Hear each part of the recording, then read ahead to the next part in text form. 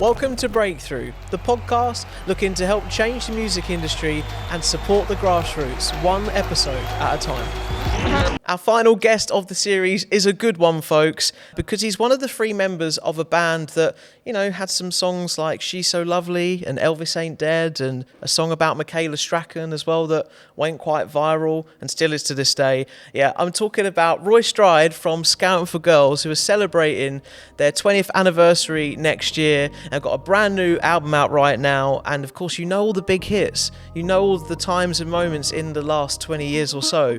But what came before that? What was the legwork to get into that position, being picked up by a label, negotiating all of those things to become a household name, and his passion for working with artists that are coming through right now. I'm so looking forward to this conversation with Roy. So let's get into it.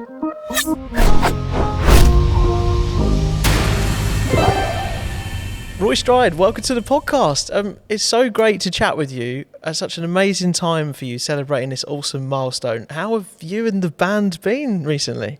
We've been amazing. We've literally just finished a long tour, about 5 or 6 weeks in the UK and Ireland. It was actually a bit too much because we finished the tour. At the end of the tour, we released a new album and announced our 20th anniversary. So we've got our biggest shows ever. We got Wembley Arena and we got Manchester Arena to celebrate the 20th anniversary of Scouting for Girls. So it was it was very full on, but we're loving it. We can't believe we're still getting away with doing it now. I love it. I've had a few artists say a similar thing in previous episodes. And it's just even that realization of every artist still feels like they're getting lucky or chasing this dream still, even though you've lived through a lot. And that just shows how fast paced and of a roller coaster it can be, right? It's completely, I think, I don't think I'll ever get tired. It took us such a long time to get to where we are now. Yeah. We were friends for about 10 years before we started making music. And then we were it took us from when we started making music about 12 years before we actually started doing it professionally and we got a record deal. And so during that time, there was a lot of, there are a lot of ups and downs, and it was really hard to break through. And even when we broke through, we thought it was only going to last a year or a couple of years. So to still be here now, it's, I still can't believe it. It's just gone so fast. Yeah, and here you are, approaching your 20th anniversary, which I'm sure we'll talk about loads in the next sort of half an hour or so. But the answer of what people might expect to the question of your obvious breakthrough being the success of your debut album, of course. Was there a moment, though, other than that you focus in on, a conversation or a studio session over the years that felt like it changed everything, that maybe the Scout for Girls fan listening to the album for the first time just wouldn't have known or come across before? There were a number of times during the journey which have been pretty pivotal to us. I tell you, one time I think we thought we'd made it was when we started Scouting for Girls, and we played, basically we went and, rather than just playing random gigs in London, we started putting on our own night in a local venue near to us. A bit like the Chinnery. A classic grassroots venue in Harrow, northwest London, where we lived. And we just invited our friends down.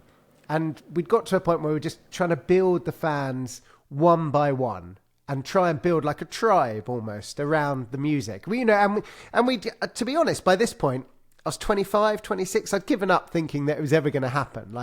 We were going to make it professionally. But I thought, let's just try and make it as big as possible and try and, make it self-sustaining. And so, and we'd put on these nights every month at the Trinity, and we'd curate it ourselves, and and then we'd come on a headline. And I remember playing one of the songs which made our debut album called I'm Not Over You. And it was the first time there were people in the audience who weren't our family or friends. Right, yeah.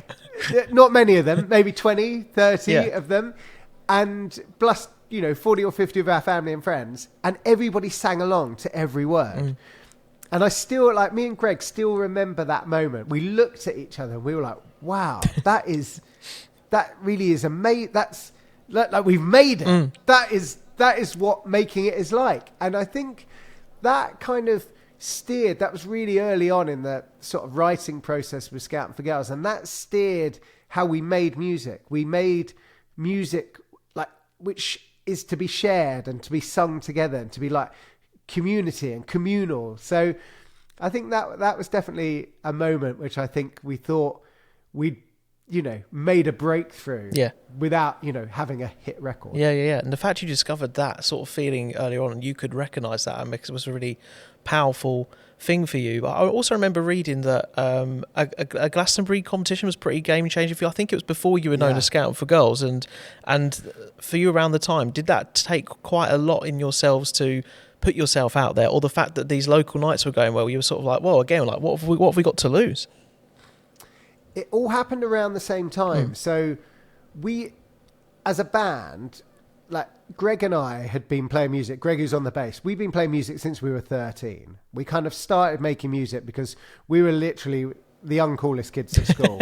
And we thought that this may, give us, we might one day get a girlfriend if we played guitar, And so that's when we started making music. And we were in a rock band for a long, long time, trying to do various, trying to break through for about 10 years in this rock band. And in about 2005, I decided I wanted to sort of make something a bit more indie with the piano.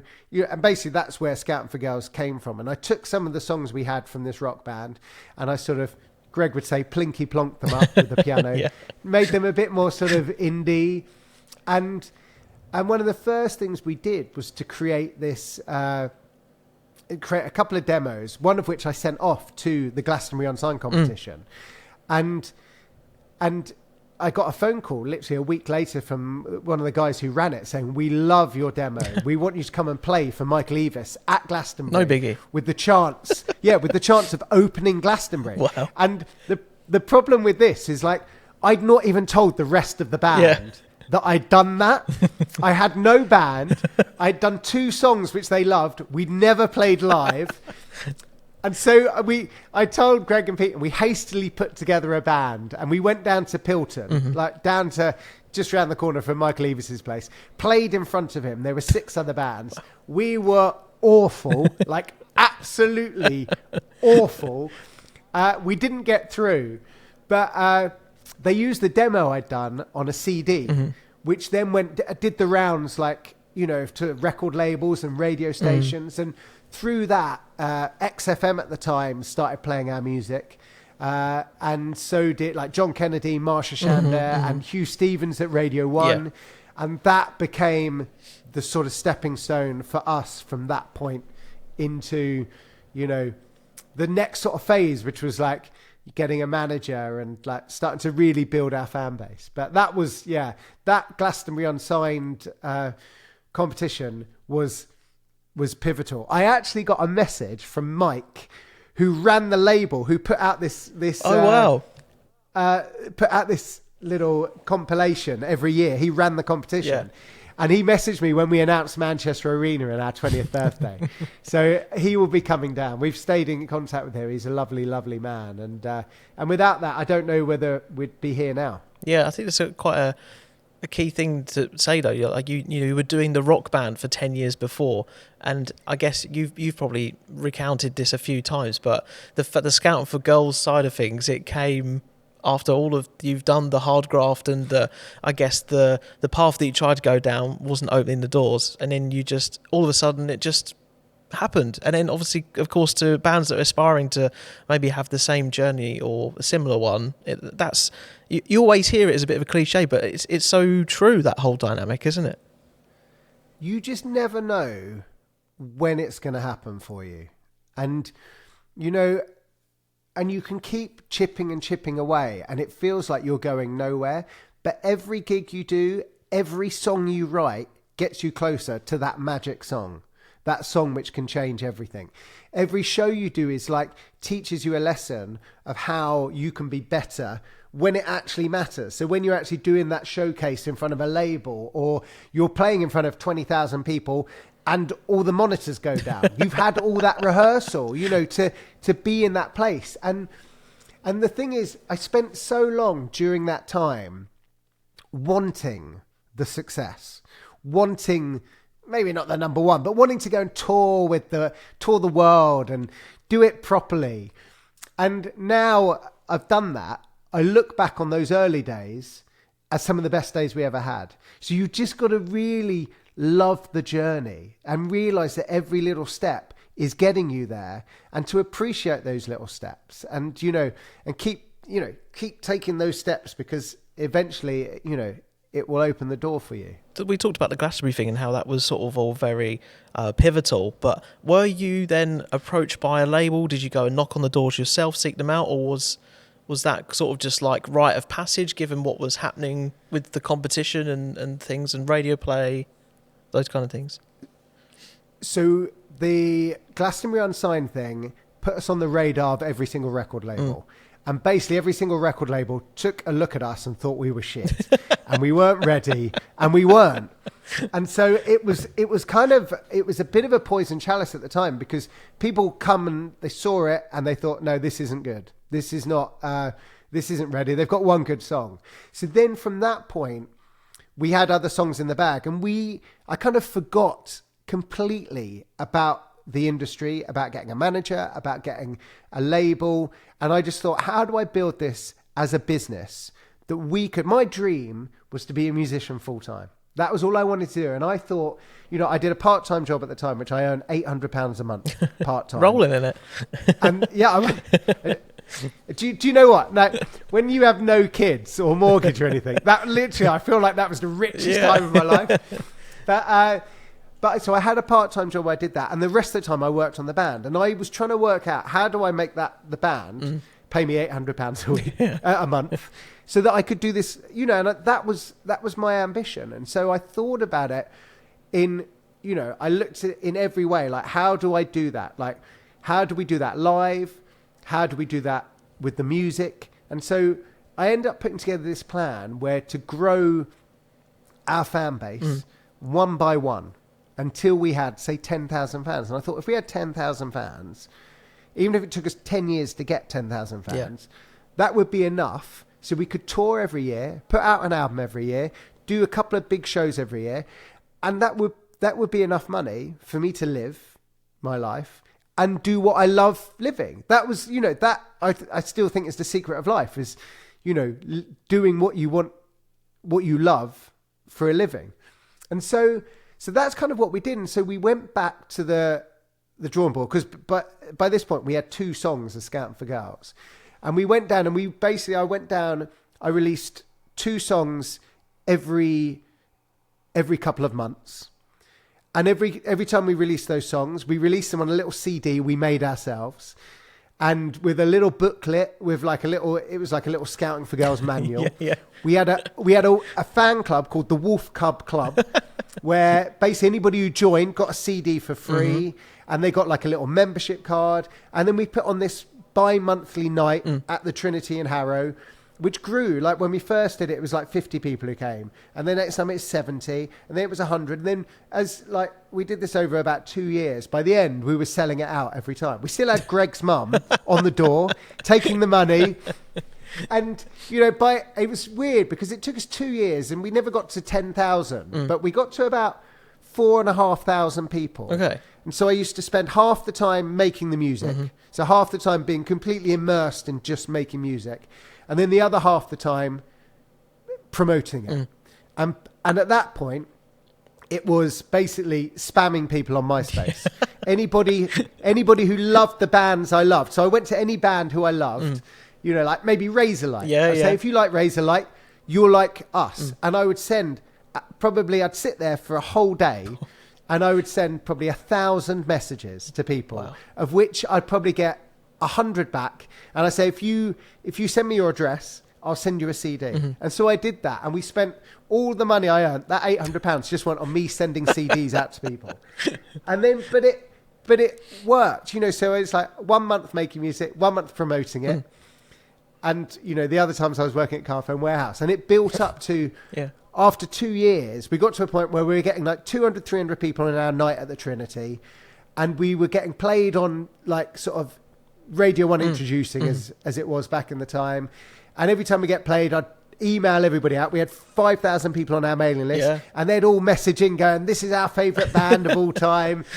And so we looked really big, and it was weird. 'Cause suddenly when we got to the point where the band suddenly started making around £800 a month, you know, with our shows, suddenly when I got to that goal, there was the switch there where suddenly there was managers interested, there were labels interested, and that's when it all flipped round. And so when we actually started, you know, getting to that point where the band was sort of, you know, not making money, but like it looked successful. Doing enough, yeah.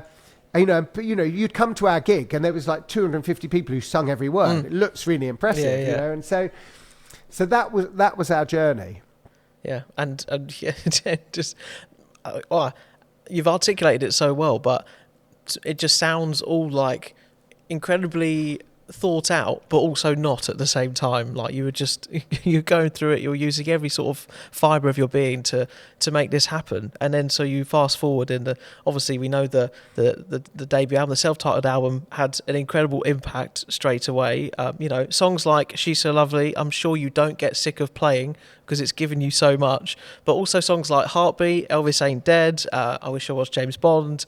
Is there anything from the studio writing sessions that you haven't told before about those songs? Like, had you written them individually and then you brought them into this time, or were you all in the studio for that album?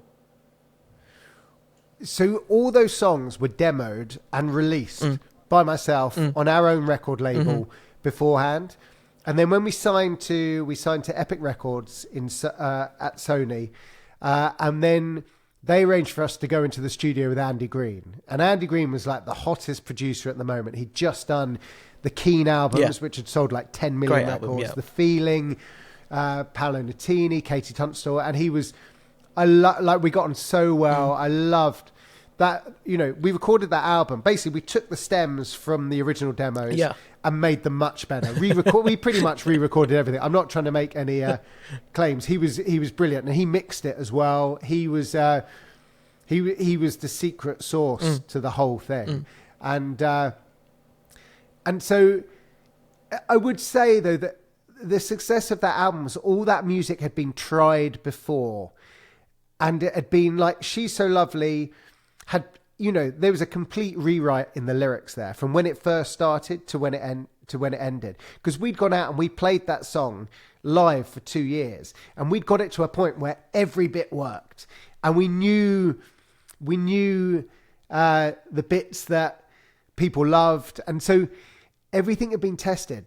Interestingly, like Heartbeat, for instance, was a lot longer, and Andy snipped out, there were 3 extra sections, which he just took out and turned it into like a 2.5 minute pop song. Yeah. We came in, I was fuming. I was absolutely fuming. I came in and I actually just saw there is a video on YouTube of us playing it in a rehearsal room in 2005, and I completely forgot there were like these other sections in the song, like big pre-choruses. But what he did was genius, and that turned it into a pop song and a hit record. And so that, you know, working with him, you know, was just another step on turning that record into like a million-selling album. And obviously, I won't ask you to recount the Michaela Strachan story full circle, because I know that you've probably talked about that quite a few times. But apart from her, Elvis, maybe James Bond as well, were there any other like celebs or well-known names like that were on your list that you wanted to make a song about? Because the way I discovered the Michaela Strachan thing, I put the CD on of your album when I was younger, and I think most people probably discovered it this way, where you thought like the CD was going to finish like it did in your CD player that time, and then you were just like doing something else in the background, and you were like la da da, and you're like, oh, what? Hang on a minute, what's going on here? And that was obviously really smart and clever. So did you want to try and replicate that again, or had this been such a special moment that it become what it did? That song, Michaela Strachan, there are so many. That song has given me so much over the years. I now talk to Michaela Strachan quite frequently I saw, because of that song. She came to one of your shows, didn't she? And you made that happen, yeah. Yeah, and then so on this tour, she couldn't be in the UK, so after we went off after Elvis Ain't Dead, and then for an encore. But before the encore comes on, the screen, it looked like somebody was ringing, and Michaela Strachan rings and talks to the audience, which was just, she's so amazing. She's on tour at the moment. If you're around, go and check her out on tour. Yeah, she is wonderful. But that song also, it's of a real, if you are of my age, which is I'm mid-40s, pretty much she was the first crush for many men my age. And it turned out that she was also the first crush of one of the Radio 1 producers at the time. So when scouting, a lot of our success came down to the fact that Radio 1 and Radio 2 really got behind us. And they've been supporters from when we were unsigned. But when we delivered the album, I don't think there was a real 50-50 divide amongst the playlist committee whether they wanted to support this, because I think some of them thought it was a bit too childish maybe, or a bit too silly, or and so anyway, one of the producers heard, I may even be the head of Radio 1, it was obviously it's 20 years ago, and he heard the Michaela Strachan song and he was like, that's genius. They've got my vote from now on. So again, that really, literally, that song, was another reason why the whole, not only the album, but the whole band has been a success. Yeah. So I'm trying to think of other people that are similar to her at the time. That you could have done. You could have done a whole album on just people like that, couldn't you? We always say there was the holy trinity of childhood crushes. There was Jet from Gladiators. Oh yeah. There was Michaela Strachan, and who was the other one? I'm trying to remember. Pete's really good with this. Yeah, I think it was like one of the girls from Saved by the Bell or something like that. It was some real retro TV moments, but it was because back then we had a real shared culture because there was only 3 or 4 TV channels when we were growing up, so everybody watched the same stuff. So everything's quite niche now, so it's hard to have those same cultural references. But you were there at the time and you made it count, and so did many other people. Made you help it count. Many bands will think about the importance of the public liking your music, obviously, but you've just sort of illustrated there. It's about getting people on the side that can help in other ways. And I read that you played to a room full of industry pretty early on. How key are events or times like that for artists or bands that are watching this maybe, or have people that want to get into music? How key are those moments? Because you have this vision, don't you, of people in labels, and it's all scary and there's these big deals to be done and they seem unachievable. And how do you get those things? What was that kind of like, those experiences? Terrifying. Absolutely terrifying. I remember we played for Nick and Joe, who signed us from Capitol, actually came. We had a big showcase at the Dublin Castle in London, amazing grassroots venue. And they wanted to see us beforehand, so they came to see us in a rehearsal studio. Mm-hmm. Right. And we'd rehearsed so much. We'd put aside, we had 2 hours of material to play them. They came in, they sat down, didn't really say much, watched one song, stopped us halfway through that song, then said, have you got any other songs? We played another song. They stopped us halfway through that song, and they were like, yeah, I think that's done. Okay, brilliant. We're off. And so we were like, okay, well, we've really messed this up. And they literally left after 15 minutes. Yeah. They left, drove, and then 20 minutes later, they phoned our manager saying, we want to offer them a deal. And basically, they'd just come down to see that we looked like we looked on the picture and that we could play live. They were like, we love those songs. We think the songs are hits. We just wanted to check you looked like you did and you could play live. And so that was it. But then the next day, but we didn't really know there was going to be a deal to be done there. Right. But the next day we played the major industry showcase, which you get to, every band will, when they're up and coming, if they get their moment, they will get a time where they'll do a London showcase and all the A&Rs come. And we did that showcase. I thought it wasn't actually that bad, but our manager was like, that was pretty bad. Oh, and every single record label passed on us. Every single label passed on us after that show.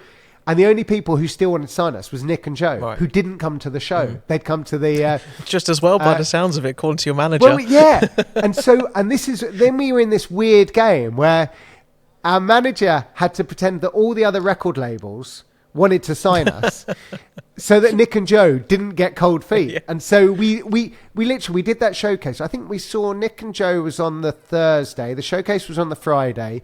We found out everybody didn't want to sign us on the Monday. So we signed to Nick and Joe on the Tuesday, and then we were in the studio on the Monday recording the album. Wow, that quick. That's insane. Yeah, it was really quick, yeah. And that we had two managers at the time. We had Jake McNeil and Diane Wag, who, without them, that deal never would have got done. They were amazing. Just moments like that, though, that you just never know, would you? Like real junctions in your story, but probably so many other bands that we don't hear about. But I think it's key for anyone that's interested in music or wanting to get into it, that you've kind of just sometimes got to be... Well, whether you've got to be smart with it or whether your manager's got to be smart with it or people in your corner have got to just get you through those times. Yeah, and you've got to be... I think the thing with scouting is all the way along, we were just like, let's get to the point where we can make music on our terms as a job. That was where we wanted to get. And if anybody comes along and gets it, then we'll talk to them. And so that was the same with when our managers came along, when the label came along. We still, if we hadn't have got signed, we hadn't have got signed. But we already had a roadmap of where we wanted to get. And I think you need to know, we were ready to be signed. We had a whole album material. We literally, as I said, we went into the studio, recorded that album in 6 weeks. It was mixed 2 weeks later and we had our first single out. Yeah. And then the next one was She's So Lovely. We were top 10. Then it was Elvis Ain't Dead. Then it was Heartbeat. So everything was ready. Everything was lined up. And we'd done all of that ourselves.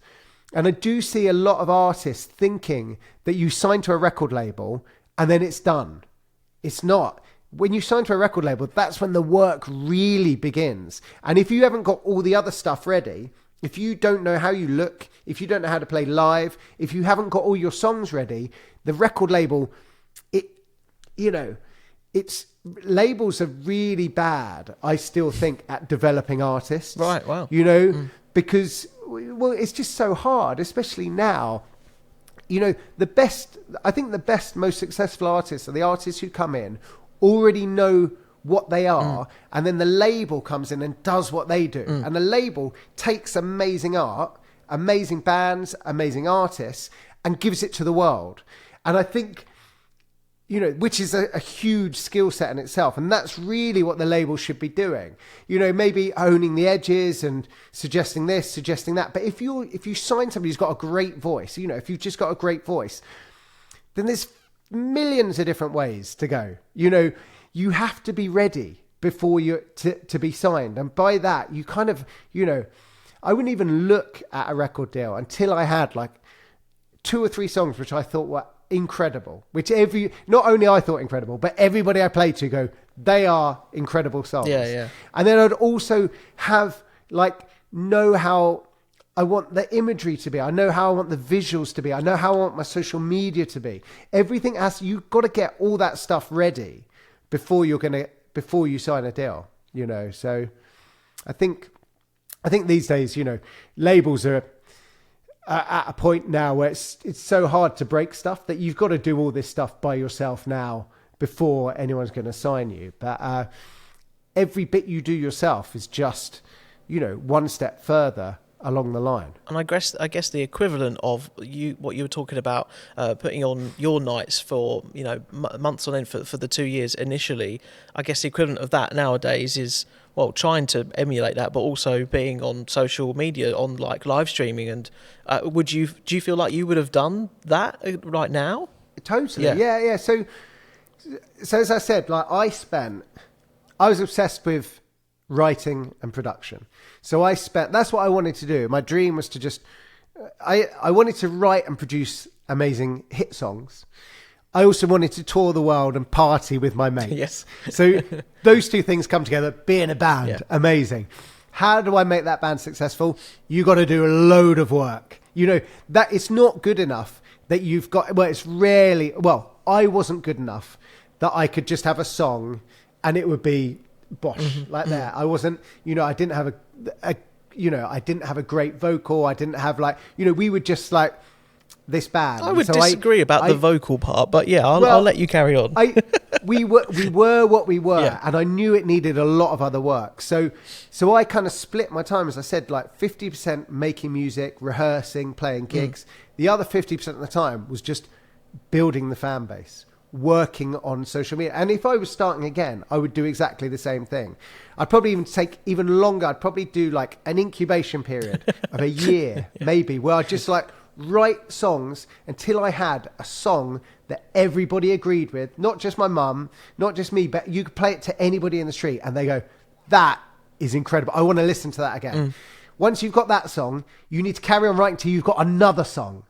And then by that point, because that will take you a year, maybe 2 years to do, you have all these songs. So you've got all that banked. And then you can start working out, how do I promote this? How do I get a fan base? And I would still go back to let's build it one by one and almost sit down for like a day and work out what is literally just brainstorming. How do I make my project successful now? What videos am I going to make that it will go viral? What can I steal from other people, what they're doing? Yeah. What can I do? Take what they're doing, twist it so it's with, so it works with my music and my project, and then spend half my time just literally promoting it on social media. And I think that's the hardest thing, because, nothing comes for free. And I think you can be an amazing artist. You can be an amazing, in the world's most incredible vocal. And I've worked with some of the most talented people in the world, naturally gifted people. But if you don't put in the work, I think, is even more important than the talent. And the graft is where it's all at. You've got to work harder than anybody else if you want to make it in this business. Yeah, you hear about the rush with social media now to almost like what you're talking about, but skipping that mentality, skipping those steps. But people that do think about it and zoom out a little bit, actually, it goes that way. So no, it's sound advice, I'm sure, and even for, I'm sure that will evolve again in this landscape that we're in. But right now, yeah, there seems to be something to be really conscious about, and that will make the difference. So what we're talking about your debut album, obviously, loads, as rightly as we should. But then is that difficult second album mentality coming along? Again, did that feel like, with Everybody Wants to Be on TV, like a completely coordinated line of attack, like the label knew that you had that under your belt, or was that more of you guys discovering that in sort of all of what was going on at the time? It was, the thing where they say is you have your whole life to write your first album, and then 2 weeks to write your second was pretty true. We were at the Brits, and we'd been nominated for 3 Brits, and I gave Nick, who ran the label, I gave him a CD with the demos on for the second album, and the first song on there was This Ain't a Love Song, and he came back to us going, I really don't think these songs are right. Again. And to be honest, a lot of the songs on that CD weren't. And so again, I sort of went into the studio and just wrote and wrote and wrote. I think one of my biggest regrets at that time was I didn't write with anyone else. Purposely, I was quite arrogant, and I thought, I've just written, all these bangers. I know how to write a big song, and I should have written with other people when I had that opportunity, because I could have worked with anybody in the world, and it would have been amazing to have had that network, especially now. But I didn't, and we came back with This Ain't a Love Song, which nobody expected to be a hit, and it went to number 1. And then we released a song called Famous, which everybody said was a hit, and it scraped the top 40 and then disappeared. and that was literally the high point of Scouting for Girls. This Ain't a Love Song, like commercially speaking at that point, like where we were as a band. We had 2007, 2008. The only band who sold more records than us in 2008 from the UK was Coldplay. And then we had number one in 2010. And then from then it was like a fairly steep decline for a couple of years. And then we've kind of spent the last sort of 10 years building it back up so that like we're back to arenas again. So yeah, it's been a journey. Yeah, you're talking about the eras of the band, and there'll naturally be, peaks and troughs with any creative project, including, music and albums and records and singles. But I think it's important to say, you can be as candid or as not as you like, but there's obviously other bits going on in people's lives as well, like personally, as all of these things are happening, like family or whatever. But you've also probably got your own other interests. And I always say it's very important for artists or writers to step out of that zone for a little bit to have something to write about again. Was that true with Scouting?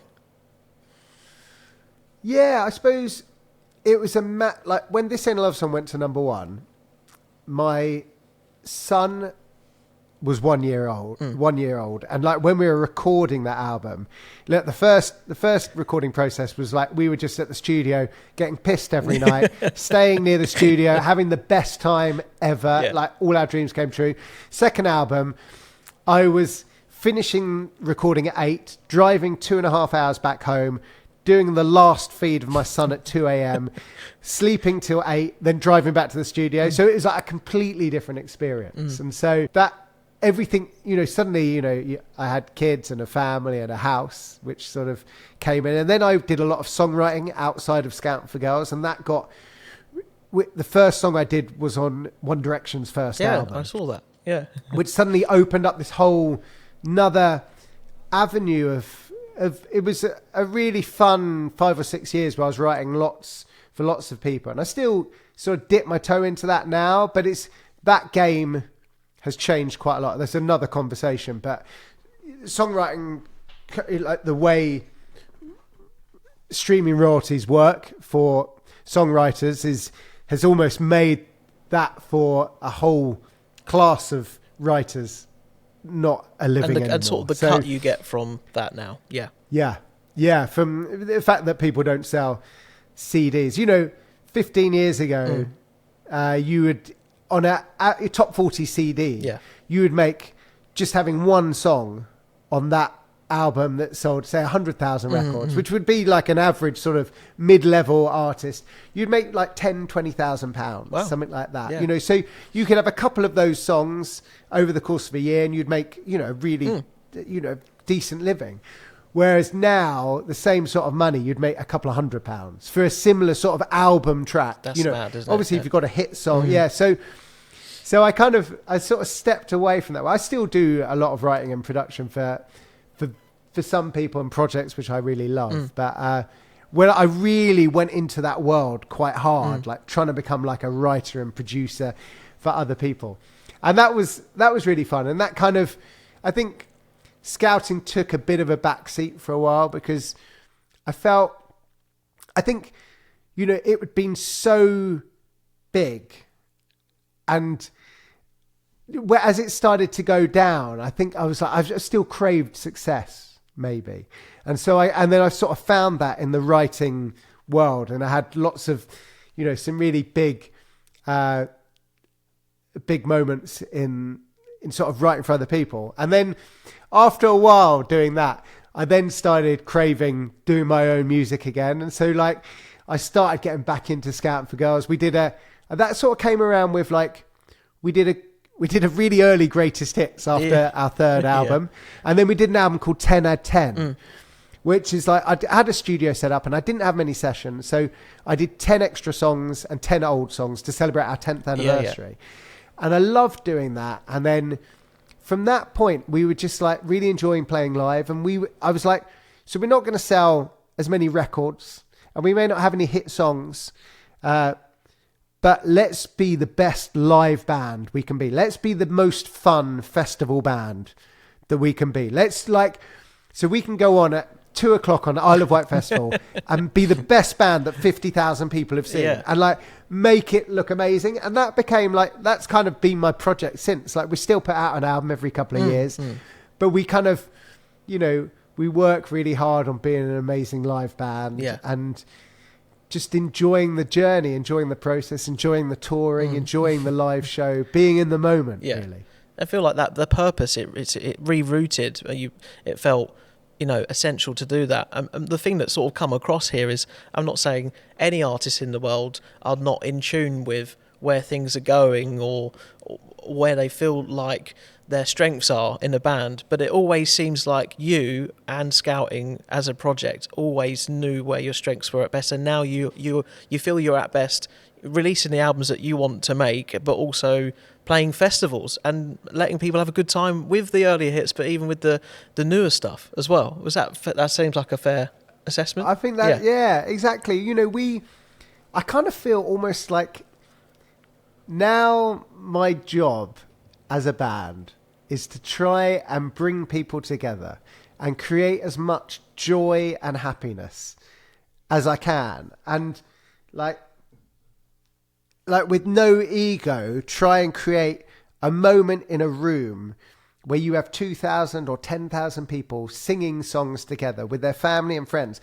and people from all different political spectrums and from different towns coming together and just having this great time singing some fun songs. And, you know, that I feel is like kind of the best thing I could do for the world. Of all my talents, that is like literally the thing that I can do. You know, that brings the most benefit to the most number of people as possible. And that's kind of, you know, and we love it. I love going on stage. Greg and Pete are still my oldest, best friends. You know, going on tour with them is just a joy every time we play. And it doesn't matter where we play, whether we're playing, you know, we can play a wedding, we can play like a corporate event, we can play a Butlins adult weekender, we can play like a massive festival. They're all like, I love every single aspect of getting on stage and connecting with people and, you know, giving other people a really good time. And now, you know, it's, I think you sort of got onto the, like, you've rediscovered Scouting. It sort of came back, and particularly now you've got this really cool milestone with the 20th anniversary coming next year. I know you've just been on tour in the UK recently as well, but your 8th album in 2026, These Are the Good Days, and lyrically, when you're listening through, you can hear it's a different flavour, and almost goes back to kind of like what we were saying about how things in life change, you know, things behind the scenes move along, and there's lyrics in that song where you literally paint it out, like you see things completely differently now. So this album must have been so cathartic to make. Yeah, I think it definitely pinpoints where I am as a human these days. And I think it's quite funny because, like, we had an album we released in 2019, it's called The Trouble with Boys. And that was basically, the first album was called Grown Up, and it was like, I don't want to grow up.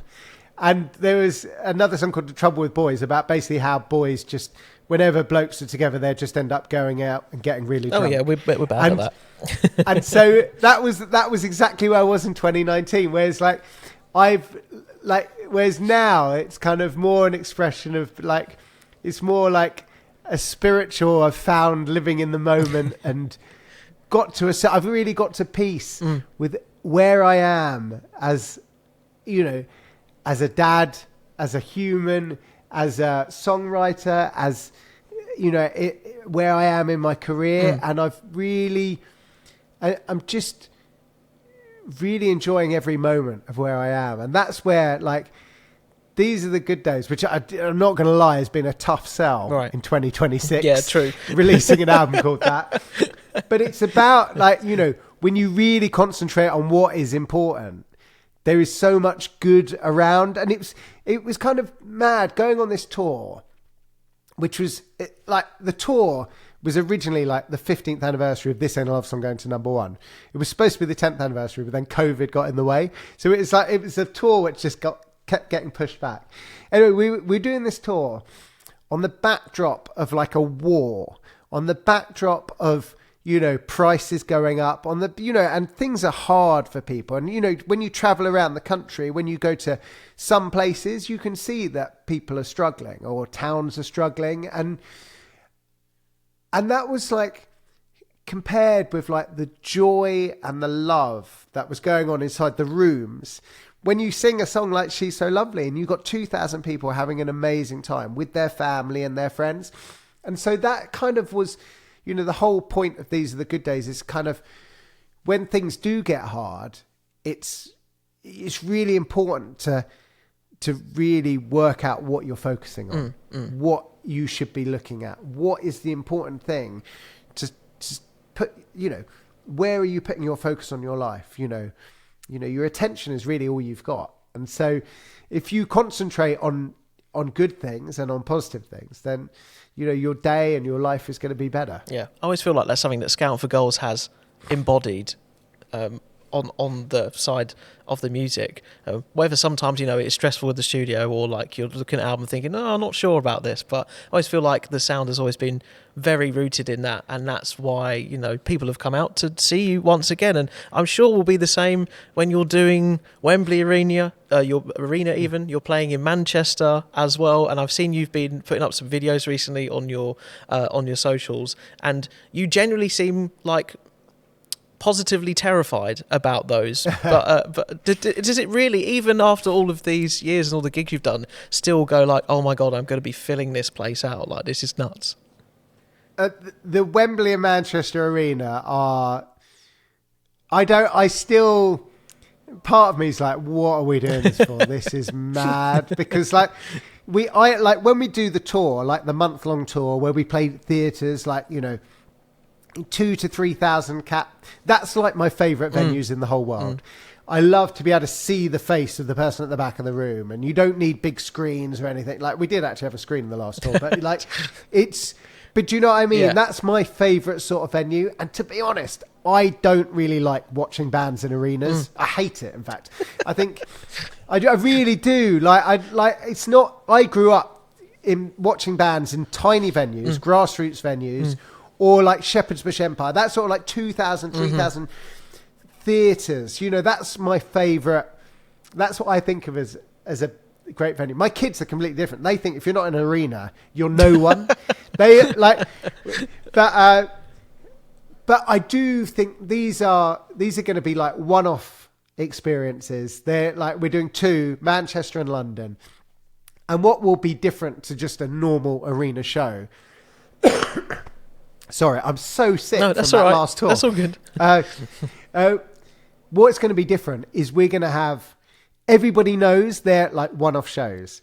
We're recording everything. It's going to be there for posterity. So everyone who comes to that show knows, like when you come to a Scout for Girls show, I say from the beginning, you are the 5th member of the band. If you don't sing with all your heart, we're going to be shit. So it's completely up to you to make this gig be amazing. And everyone knows how special it is going to be. So those shows will be filled with like 10,000 people each night, just really wanting to have an amazing time. So it's going to be a special event. I don't, to be honest, I love just waking up in a place like Southend. Yeah.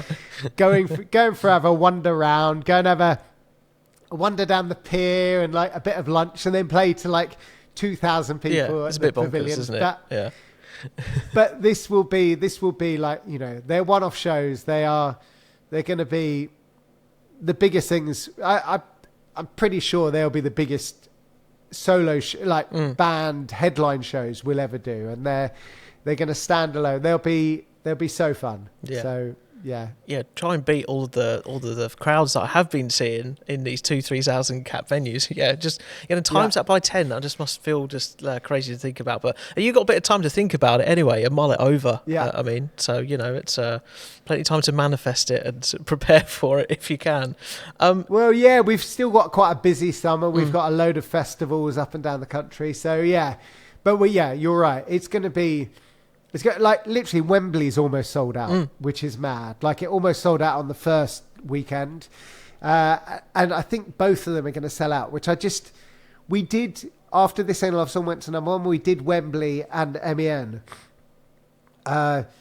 it will be almost 15 years to the day that we're doing these shows, which we kind of, I love an anniversary, but we didn't get anywhere near. We've sold more tickets for Wembley than we did back in 2011 already. So yeah, it's going to be, that's crazy. It's going to be a really special night. Yeah. I mean, just thank for your loyal fans, but maybe slightly the algorithm. I don't want to put it down to that, but yeah, maybe. Who knows? Yeah, I think so. And like, I think, you know, we've got people who are coming now who were sort of in their 20s when they first heard us, and now they're bringing their kids, you know. And so we've got, you know, we have a lot. We still have a really young audience where people who had like 5 and 6 year olds in 2008, those kids are now like 19, 20, and they're coming to see us. That's amazing. You know, and their parents are still coming. So it's like, it's, you know, and I'm very happy when people say like, oh, it's just pure nostalgia for me. I love that because I love nostalgia. I'm the most nostalgic person in the whole world. So to be part of people's nostalgia, perfect. Yeah. I hope you have an incredible 2026. It sounds like it's going to be so exciting, and into 2027 as well. I mean, that just seems to write itself. It's been so great to chat to you, Roy. The final thing before I leave you is just this podcast is obviously rooted in trying to support the grassroots industry, bands and artists emerging. We've had some sort of great advice and tips throughout all of this, whether that's been in the studio, how to approach, you know, having your collection of songs before you think about, you know, taking that next step. What's kind of the biggest piece of advice you'd like people to sort of sit upon if they are interested in getting into music? Because as you've said, you do work with upcoming artists from time to time as well. So any sort of one thing you can land upon? If I was starting again and I wanted to make music my career, the key thing is the song. I still come back to the song. You have to write a song that is as good, and everybody has a hit song in them. I truly believe everybody has a hit song in them. You have to write your hit song, which represents you. In the same way we had She's So Lovely, you have to write your She's So Lovely, or for Robbie Williams, your Angels. You know, you need to find that song. And I would literally, until you have that song, not worry about anything else. You know, just find that song. And while you find that song, you find all your other, you can develop your entire identity. And then you've got this whole catalogue of music, which you can draw upon. And then you can worry about all the rest of the stuff. So I would literally just concentrate on the song. It's so hard to break through now. It's so hard to stand out. If you don't have an amazing song, then there's no point. Really, you need that amazing song. And then once you've got that song, then you need to spend just as long working out, how do I make people listen to it? And you have to work harder than anybody else out there working. That's the tip, which I'd be, if you really want to be successful. I think the first tip I would say is give up. Give up now. It's so hard. It's so hard. It really is. It's just a complete, absolute pathway to heartbreak. And only people who will go, I don't care what he says. I don't care what that guy says. They're the only people who are going to work hard enough to make it. Yeah. No, it is all in that, and just remembering that every little piece is so important. Roy, it's been so great to have you on. Thank you so much for your time. It's pleasure, so great to see Scouting in the place that it is, and that you are really enjoying this new record, and most of all being out there at festivals and playing. And we'll catch you soon, hopefully sometime. Thanks for being on the podcast. Oh, mate, thank you so much for having me. As I said, I don't take any of it for granted. I'm so grateful for everything that happened. And thank you for what you're doing for artists trying to break through. Because, you know, I joke about people should give up, but it's so hard. It really is. And like, people need as much help as possible. And so, you know, things that you do is like really amazing. So back at you, A-firm. Roy, take care of yourself. Thanks for being on, mate. Pleasure. Cheers. Jeff.